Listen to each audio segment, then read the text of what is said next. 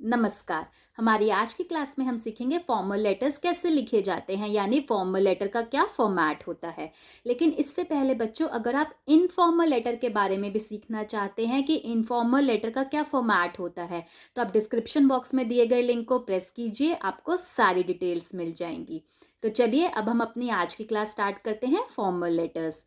तो बच्चों, formal letters वे letters होते हैं जो हम ऑफिशियल पर्पस के लिए लिखते हैं। जैसे अगर आपको अपने किसी स्कूल में लेटर लिखना है, या फिर आपको कॉलेज में लेटर लिखना है, या आपको न्यूज़पेपर के एडिटर को लेटर लिखना है, या फिर आपको किसी डिपार्टमेंट में जैसे एचआर, आईटी, एडमिन डिपार्टमेंट में कोई लेटर लिखना है, तो ये सारे फॉर्मल लेटर्स कहलाएंगे क्योंकि हम ऑफिशियल पर्पस के लिए लिख रहे हैं। ठीक है। अब अगर एग्जाम में फॉर्मल लेटर आ जाए तो उसके लिए एक पर्टिकुलर फॉर्मेट चाहिए होगा। तो हमारी आज की क्लास में हम यही सीखेंगे कि फॉर्मल लेटर का क्या फॉर्मेट होता है। बिना टाइम वेस्ट किए चलिए स्टार्ट करते हैं।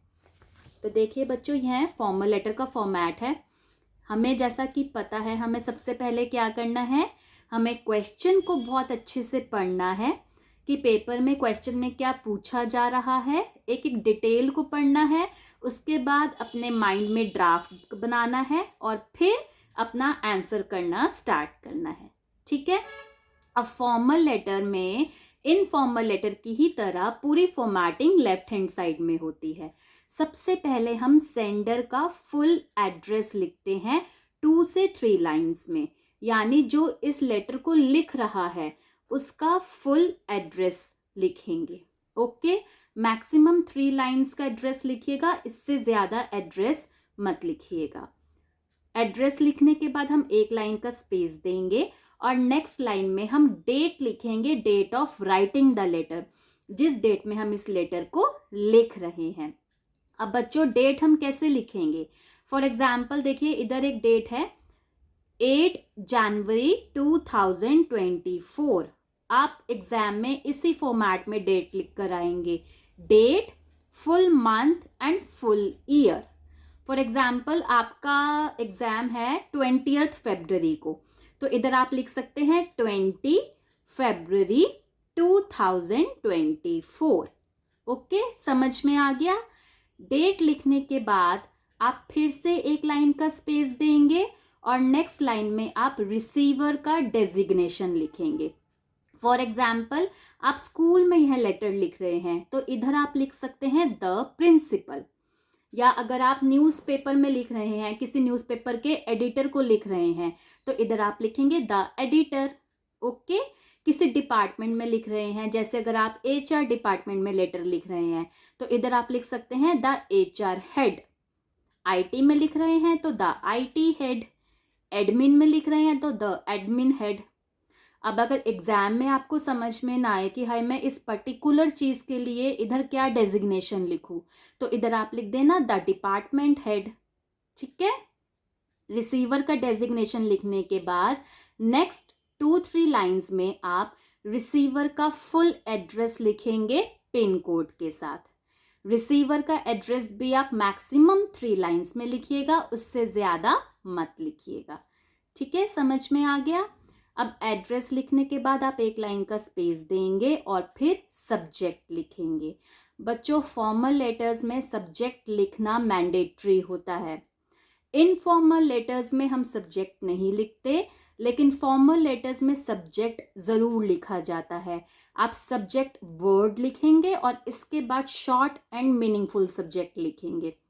फॉर एग्जाम्पल, अगर मुझे किसी स्कूल में किसी टीचिंग पोस्ट के लिए अप्लाई करना है तो मैं इधर क्या लिख सकती हूँ, interested for the post of teaching.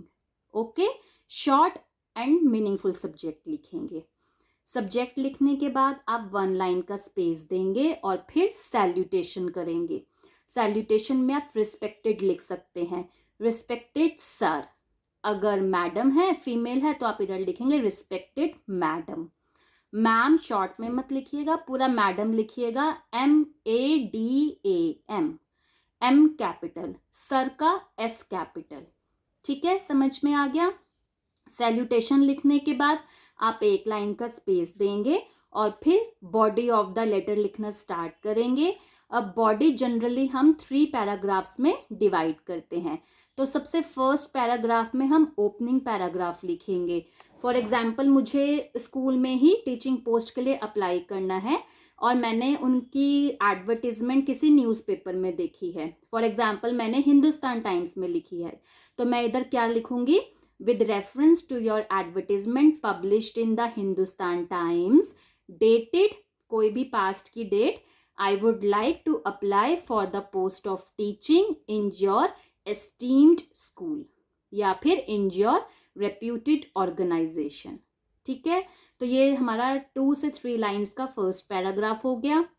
Second paragraph में हम बॉडी ऑफ द कंटेंट यानी डिटेल में लिखेंगे, इलैबोरेट करेंगे।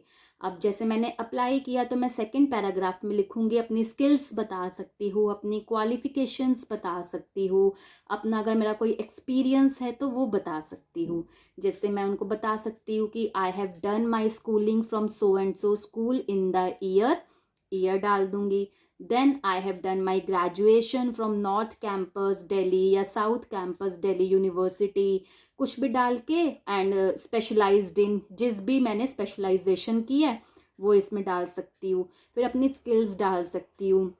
फिर अगर मुझे एक्स्ट्रा कोई नॉलेज है, फॉर एग्जांपल मुझे कंप्यूटर की नॉलेज है, I have a knowledge of C++, Linux languages की, इन सब की नॉलेज है, या फिर मुझे कोई स्पेनिश आती है या फ्रेंच आती है, यह सब मैं डिटेल्स इसमें मेंशन कर सकती हूँ। उसके बाद अगर मैं एक्सपीरियंस्ड हूँ तो I have experienced in so and so school from the year so and so, I have a very good grip on this particular subject. ठीक है, ऐसे करके एंड थोड़ी सी उस स्कूल के बारे में सेकंड पैराग्राफ में मैं तारीफ कर सकती हूँ। जैसे I have heard a lot about your school, that your school is one of the best schools in the city and it would be my honor to work with this school।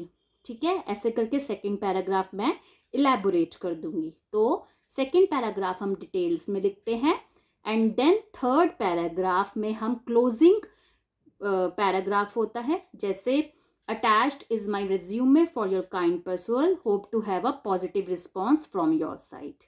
Okay, तो first and third paragraph short होते हैं, second paragraph में हम details में लिखते हैं, elaborate करते हैं, और हर पैराग्राफ के बाद एक लाइन का स्पेस होगा। जैसे अगर आपका फर्स्ट पैराग्राफ फिनिश हो गया, आप एक लाइन का स्पेस देंगे और फिर लेफ्ट हैंड साइड में सेकेंड पैराग्राफ लिखेंगे।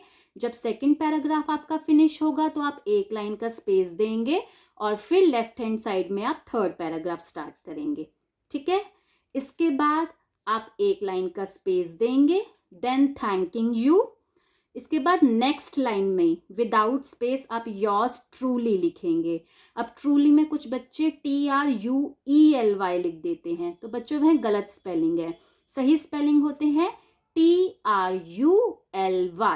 ओके, और नेक्स्ट लाइन में आप अपना फुल नेम लिख देंगे। अब कभी कभी क्वेश्चन में नेम दिया गया होता है, तो अगर क्वेश्चन में नेम दिया गया है तो आप वही नेम इधर मेंशन करेंगे। अगर आपने क्वेश्चन वाला नाम नहीं लिखा तो आपके मार्क्स डिडक्ट हो जाएंगे। अगर क्वेश्चन में नेम नहीं दिया गया तो इधर आप फिर कोई भी फुल नेम लिख दीजिएगा। ठीक है, तो यह आपका फॉर्मल लेटर का फॉर्मेट हो गया। बस एक एक स्टेप को आप ध्यान से एक बार फिर से सुन लीजिए और इस फॉर्मेट को आप लर्न कर लीजिए। सारे फॉर्मल लेटर्स का फॉर्मेट सेम रहेगा, सिर्फ बॉडी चेंज हो जाएगी। Okay, best wishes for your exams.